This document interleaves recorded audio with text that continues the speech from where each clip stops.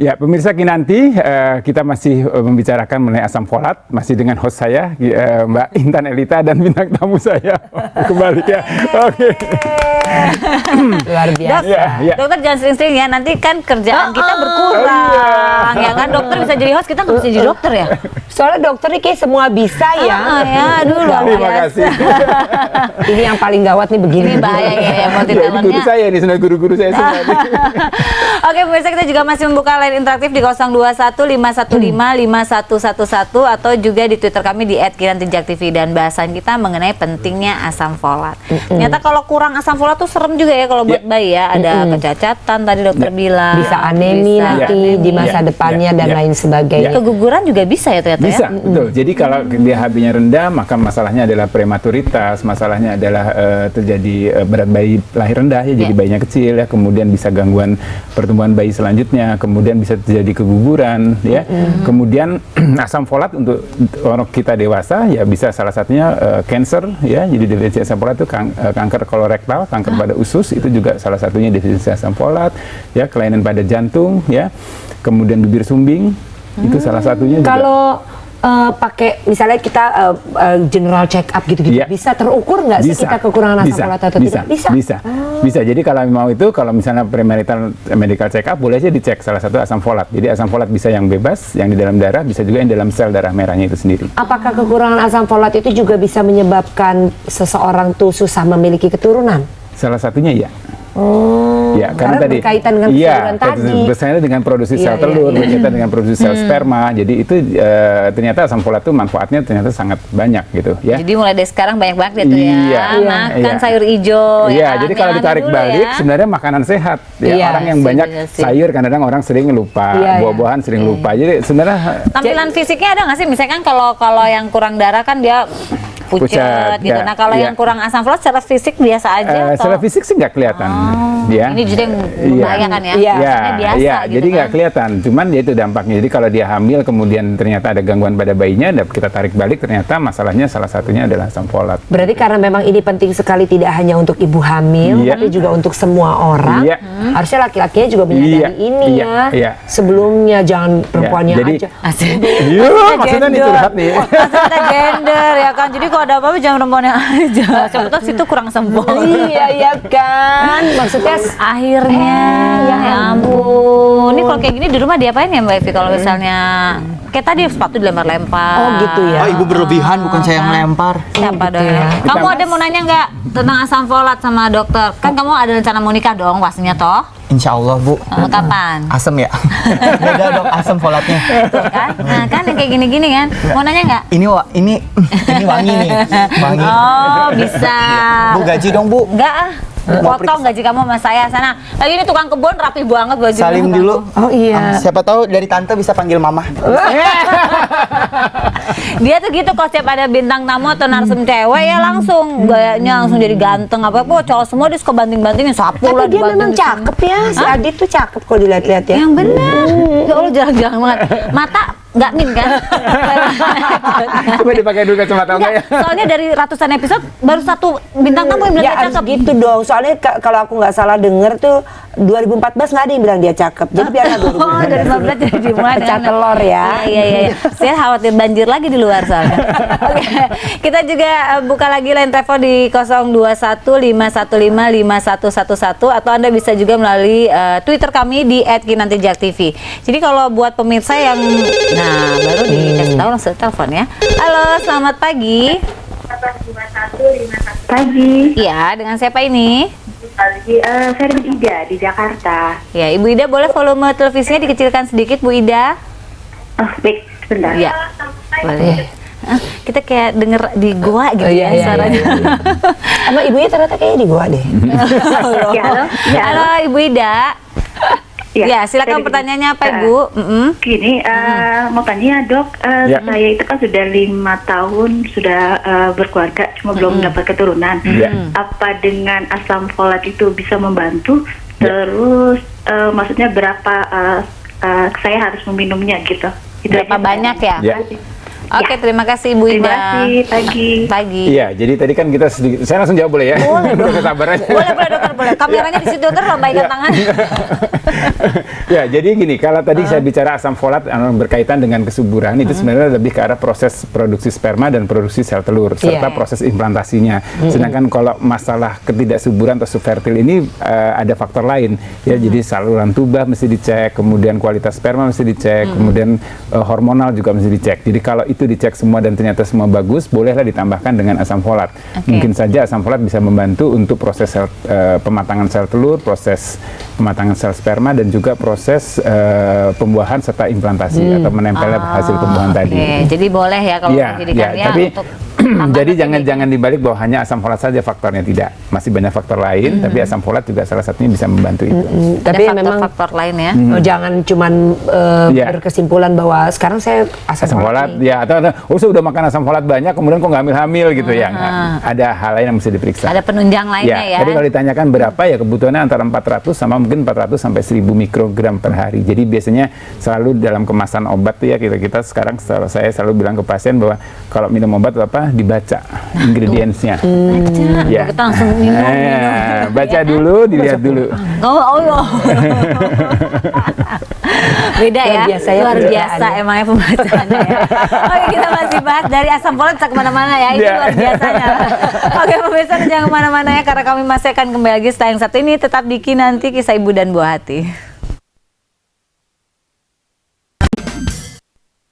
Iya, kita kembali di Kinanti Kisah Ibu dan Buah Hati, dan pemirsa kita masih membahas tentang pentingnya asam folat. Dan ternyata saya sama Ivi Batutas akhirnya ngangguk, oh asam folat tuh penting banget ya ternyata ya.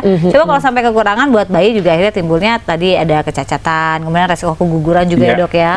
Dan buat kita yang udah sebesar ini juga penting nih asam folat ya. Kalau laki-laki sama perempuan sama nggak dok kebutuhannya? Sama, kebutuhannya sama. Ya kurang lebih 400 sampai 1000 lah mikrogram per hari. Jadi untuk metabolisme dalam tubuh kita. Jadi ya sebenarnya sih nggak harus kalau ibu hamil makan dipastikan dengan tambahan vitamin yang mengandung asam folat. Tapi kalau untuk kita ya dari makanan aja. Asal kita pastikan tiap hari kita mengkonsumsi sayuran dan buah mestinya sudah cukup. Jadi sebenarnya vitamin yang diberikan kepada ibu hamil itu hanya untuk jaga-jaga. Jangan sampai tindakan precautious gitu supaya jangan sampai kekurangan karena kan mana tahu ya ada ibu yang fatal karena dampaknya. Karena dampaknya fatal. Daripada kita males ya, mending udah deh nggak masalah gitu walaupun lagi mual-mual ya 3 bulan awal. Mual nggak sih 3 bulan awal? Enggak. Itu bahagia sekali. Emang 4-4-nya mual? Di highlight tuh.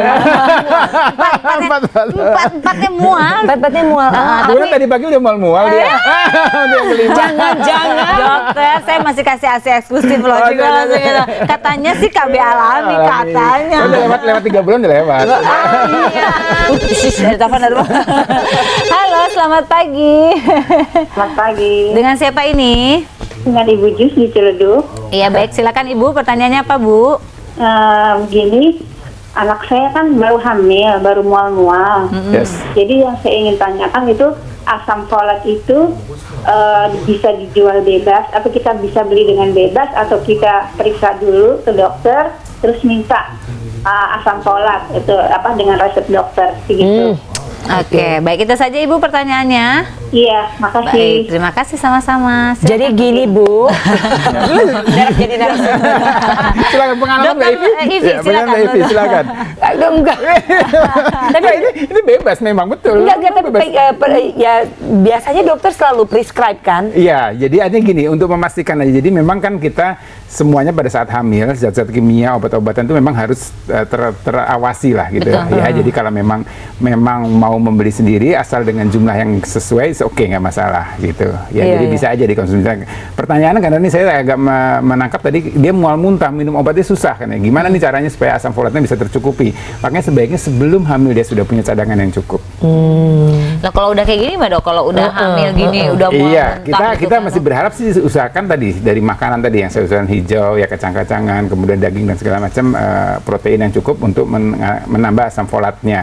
Tapi kalau dia tetap nggak bisa masuk, udah air aja cuman seteguk, kemudian itu sangat kekurangan, kita berharap di cadangan yang ada.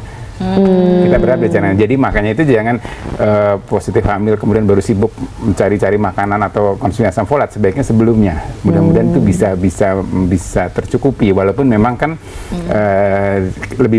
sebaiknya tidak kekurangan gitu. buka bisnis ini yuk, konsultan setelah pernikahan. Itu ya, penting loh. Karena langsung ya kan nggak ada konsultasi setelah pernikahan. Maksudnya yang berkaitan dengan kesuburan, persiapan kehamilan, kesuburan, jangan setelah pernikahan, dari pra-nya juga. Jadi bukan hanya kesehatannya aja ya dok ya, semuanya. Selamat datang. Kan dia pengalamannya udah banyak, udah 4 anak. Aduh, ya kan, udah kayaknya udah gimana kan, kita buat kita bisnis nambah yuk, lagi. langsung buat bisnis. Dokter dari kita ada dari segi dokternya gitu ya. Ini kenapa kita ngomongin bisnis? Ya, soalnya kadang-kadang ya itu dia ya, preparationnya nggak mantep kita. Orang lebih heboh dengan persiapan pernikahan, undangan dan segala macam. Ini bajunya kayak apa? Siapa kurus terus tuh? Apalagi kemudian dia diet, kemudian tadi konsumsi asam folatnya dikurangi. Ya syukur-syukur sih dietnya banyak makan sayur dan buah ya, tapi kalau dietnya kemudian itu juga dikurangi, maka akan menjadi defisiensi atau kekurangan asam folat. Berpengaruh pada IQ anak nggak nantinya?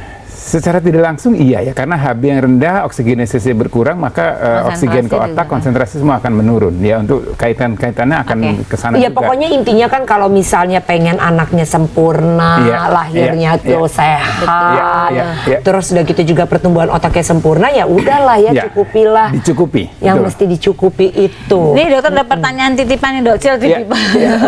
Kalau kurangnya asam folat ada hubungannya sama talasemia pada anak nggak sih? Tidak ada. Talasemia memang gangguannya adalah HB yang rendah.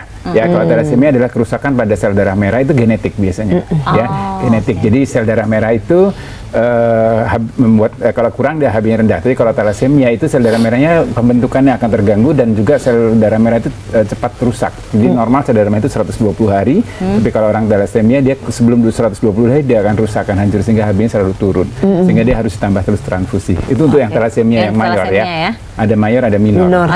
Kalau yang mayor dia biasanya harus selalu ada transfusi. Kalau yang minor dia mungkin masih bisa bertahan tapi dengan HB yang rendah. Nah kan nanti kita masih balik lagi ya pemirsa ya. Anda jangan kemana-mana, tetap di Kinanti Kisah Ibu dan Buah Hati. Ya pemirsa, kembali lagi di Kinanti Kisah Ibu dan Buah Hati. Tidak terasa ini sudah segmen akhir ya. Pengennya nambah 1 jam lagi boleh nggak sih? Boleh. Aku panggil Adit dulu ya. Adit, sini Dit. Ini udah mau selesai. Lihat tuh, tamu-tamu nggak ada yang minum kan? Karena semua pada curiga minumnya dikasih apa sama kamu. Nggak dikasih macem-macem kok, Bu. Kamu di atas sih dong, jangan di bawah, di atas. Nggak enak, Bu, nggak enak. Kenapa? Ntar kalau di atas gaji saya dipotong lagi. Tahu aja mau. Sekarang tuh harus penghematan. Udah ketahuan caranya Ibu, udah ketahuan. Oke, dokter, karena ini segmen terakhir, dokter mungkin bisa ada penjelasan terakhir yang mau jadi kita kan concern apa mengenai asam folat. Kita bicara mengenai kecacatan pada bayi. Jadi sebenarnya ini sedikit informasi bahwa cacat itu ada tiga penyebab. Ya, satu adalah malformation. Memang dari awalnya gangguan pertumbuhannya terganggu. Salah satunya defisiensi asam folat tadi. Ya, kemudian ada yang deformasi. Genetika bagus, semuanya bagus. Pada saat proses kehamilan itu sendiri terjadi masalah di mana salah satunya misalnya ketubannya kurang, sehingga bentuk bayinya itu salah satunya kaki atau ini tidak lurus karena kebentuk atau kecetak karena ketuban yang sedikit. Kemudian ketiga ada disruption atau terpotong. Jadi ada pertumbuhannya bagus, kemudian tiba-tiba dia terpotong. Salah satunya ada pita amnion atau pita selaput ketuban, ya. Jadi dia membuat kayak diamputasi gitu, tangannya tiba-tiba potong atau jarinya potong dan segala macam. Itu ada 3 hal yang menjadi cacatnya. Kita bicara dari awal tadi adalah mengenai asam folat. Malformation-nya. Jadi memang masalahnya dari awal sekali. Gitu. Oke dokter, kasih tips deh buat para pemirsa yang sekarang lagi mau merencanakan kehamilan seperti sebelah saya. Iya. Saya, Bu. Loh, saya sebelah itu. Kata ibu hamil, nikah dia nikah dulu. Dia menikah dulu. Dia nikah dulu, pacarnya nggak punya kok. Oke, sekarang dokter. Jadi tipsnya kalau kita bicara asam folat, jadi asam folat ini memang sesuatu yang sebaiknya dikonsumsi ya oleh semua pria dan wanita. Ya, kalau kita bicara untuk fungsi asam folat, khususnya untuk wanita hamil atau yang berencana untuk hamil. Ya. Yang berencana gini dok, berencana karena itu suaminya, jadi suaminya lagi lembut lihat handphone. Yang berencana untuk hamil, konsumsilah asam folat sejak awal. Ya, jadi saya pada saat dia positif hamil, maka dia akan sudah tercukupi kadar asam folatnya sehingga tidak terjadi tadi malformasi atau gangguan pertumbuhan pada si bayi, terutama pada susunan saraf pusatnya. Kemudian sumber asam folat memang bisa dari mana saja. Jadi memang idealnya dalam jumlah yang cukup, ya 400 sampai 600 mikrogram. Kemudian kalau memang tidak bisa mengkonsumsi dalam bentuk tablet atau pil, makanlah tadi terutama sayur-sayuran hijau, kemudian buah-buahan, kacang-kacangan, ya, kemudian daging itu juga protein yang cukup untuk mengandung asam folat. Tapi dengan diolah yang baik. Dengan diolah yang baik ya. Pengolahan itu yang penting juga. Oke, kalau gitu dokter. Biasanya tadi yang butuh laki-laki dan perempuan ya dokter ya. Kamu nggak usah, kamu kan umbi-umbian. Oh iya. Saya puasa, Bu. Oh puasa. Puasa aja. Kalau laki-laki nggak apa-apa ya dok ya kalau sering puasa ya dok ya. Puasa apa nih? Puasa makan dok. Oh gitu, puasa ya. makan. Pagi loh dok, pagi loh ini dok. Ibu ngomong-ngomong nih masih kurang ya, pengen ngobrol-ngobrol lagi ya. Jangan khawatir Bu, abis ini masih ada Mbak Ivi katanya mau main ke tetangga juga. Oh main ke tetangga lagi.